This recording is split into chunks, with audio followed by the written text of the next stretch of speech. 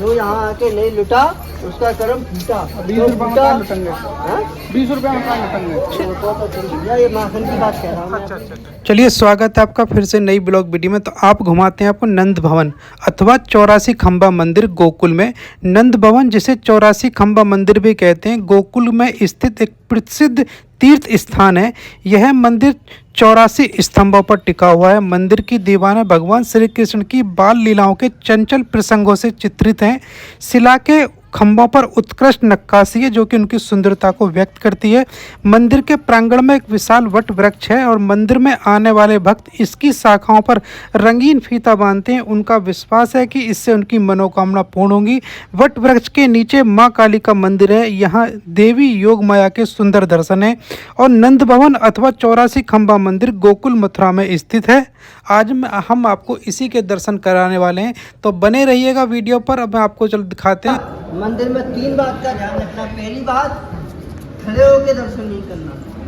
मथुरा, वृंदावन, नंदगांव, बरसाना सभी जगह आपको खड़े होकर दर्शन करना पड़ेगा, लेकिन गोकुल में बैठ के दर्शन करना पड़ेगा।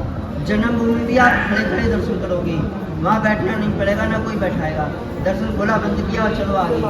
आती है तो इस गली का नाम है लुटेरिया गली। जो यहाँ आके नहीं लुटा उसका कर्म फूटा। कहावत है यहाँ की, जो यहाँ आके नहीं लुटा उसका कर्म फूटा। 20 रुपए में कहाँ लुटेंगे? 20 रुपए में कहाँ लुटेंगे? ये माखन की बात कह रहा हूँ मैं। चप्पल जूते पहन के आए हो तो उतार देना और जोड़े में एक फूल माला लेना। पति और पत्नी जरूर लेना। जोड़े का पूजा होता है, यहाँ से फूल और माला जरूर लेना। माँ बेटा एक लेना, पिता पुत्र एक लेना। सामने में रास्ते का नाम है चोर रास्ता। वसुदेव जी भगवान को इसी रास्ते से यमुना नदी पार करके यहाँ भगवान को छोड़ गए।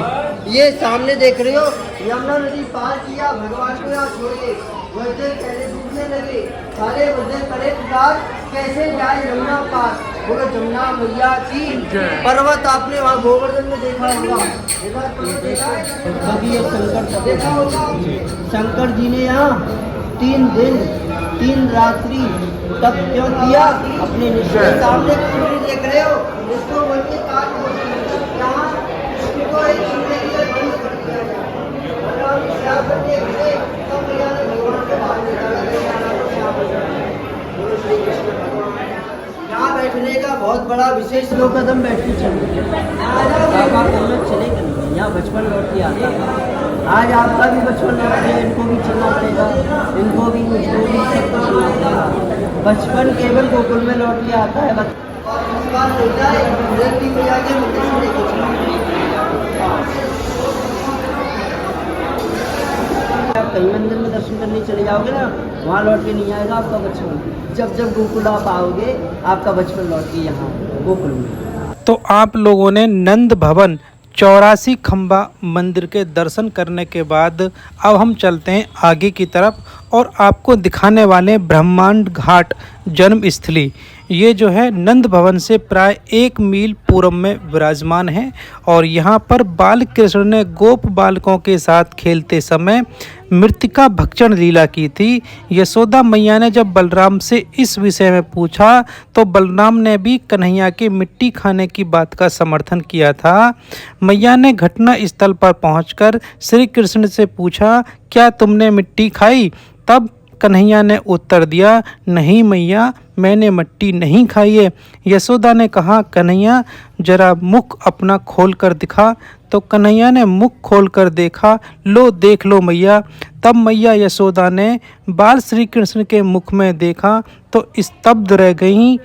एक गणित ब्रह्मांड, एक गणित ब्रह्मा, विष्णु, महेश, चराचर जगत सब कुछ कन्हैया के मुख में दिखाई पड़ा था। भयभीत होकर उन्होंने आंखें बंद कर लीं और सोचने लगी, मैं क्या देख रही हूँ? क्या ये मेरा भ्रम है या किसी माया की माया है?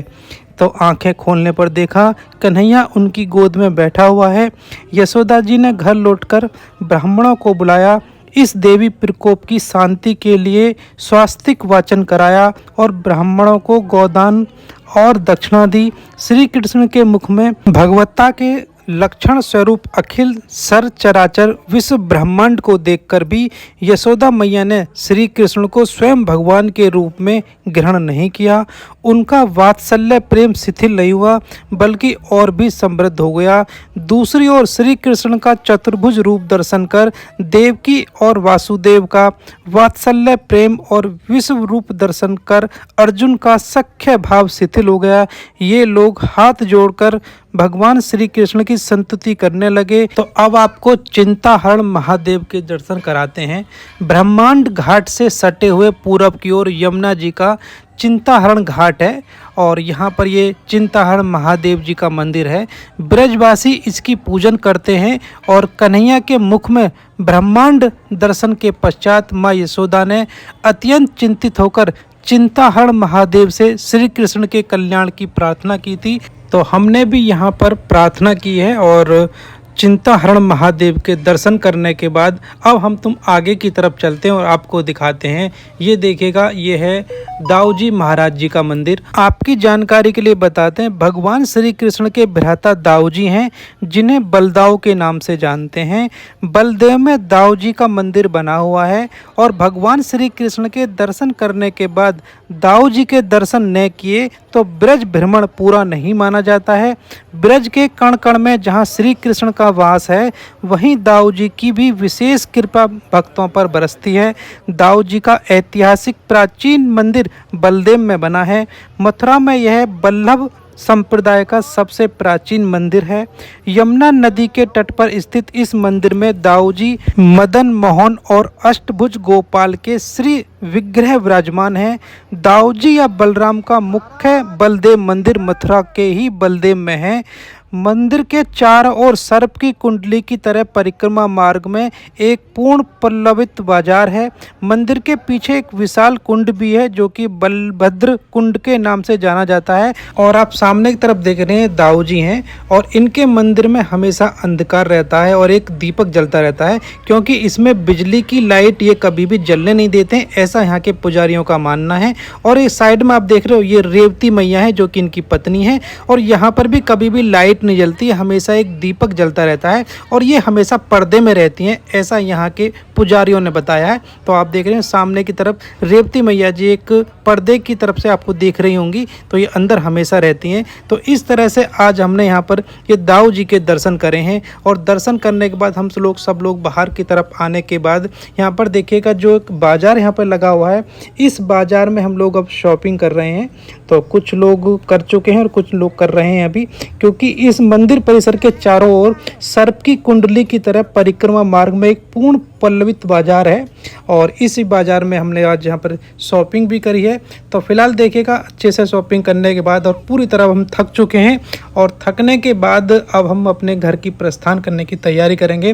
तो फिलहाल आप सभी का मथुरा वृंदावन गोकुल दर्शन करने के लिए आपका बहुत बहुत धन्यवाद। फिर मुलाकात करेंगे नई ब्लॉग वीडियो में। आप सभी को नमस्कार।